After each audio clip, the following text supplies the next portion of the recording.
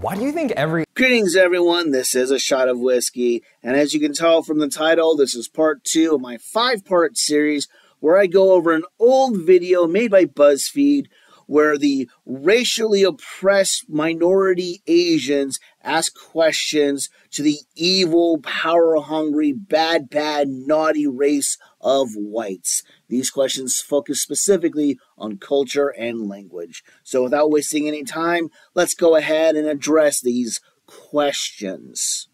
Why do you think saying namaste is an appropriate way to greet me? Because it's better than telling you to F off, which should mean all the world to you, considering that the Hindi word that you are crying about is a show of respect. And you want to complain about that. You don't own any words. If I choose to say namaste to you, then I can say that, like it or not. It should also be noted that namaste is not exclusive to one language. In Japanese, for example, it is a statement of warning.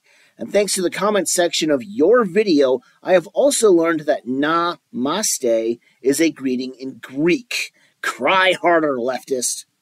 Why do you think saying ni hao is a good thing to say to us? If you're not actually going to converse with me in Chinese, I don't need to hear it. Further proof that you can never please these left-leaning simpletons.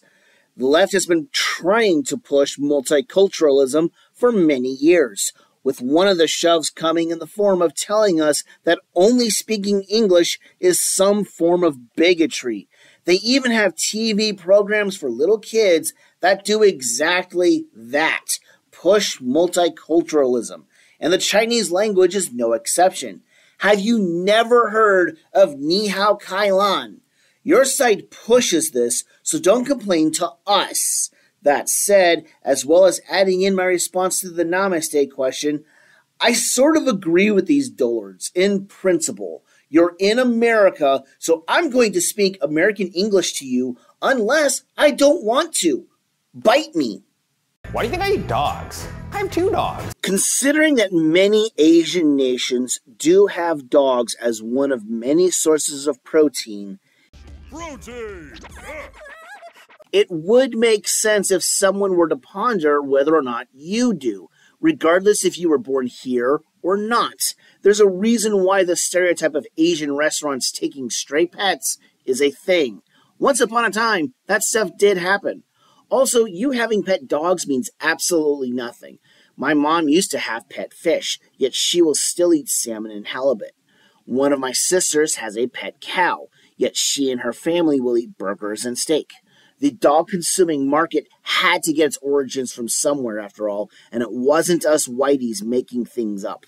Why do you think that Hindi and Hindu are the same thing? In my opinion, this is the first legitimately good inquiry in this leftist smear video, and it's one of the very few in this entire trash media site's collection of anti-straight, anti-white, anti-male questionnaires.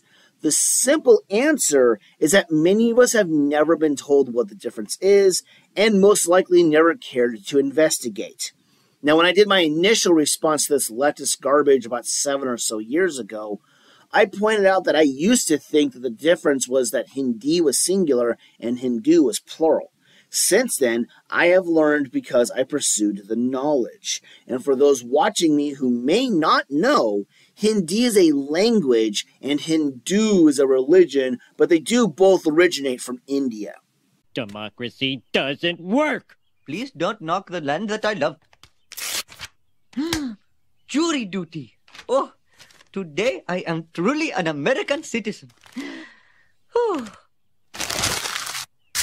Why are you so surprised that I can speak English well? I was born in America. I tend to assume that when anyone is in the U.S., regardless of their race, they are an English-speaking citizen until they prove me wrong. That said, do you not know how many Americans are terrible at speaking English? And I'm not talking about those who immigrated here or whose parents immigrated here. No, I mean those who say that they asked a question or that consider mumbling to be a legit form of singing. Well, that went faster than expected, but then again, there was only a few questions this time around. Anyways, the next video is going to be coming out again in a few days. This one is going to be covering a subject that I used to actually love learning about when I was in school.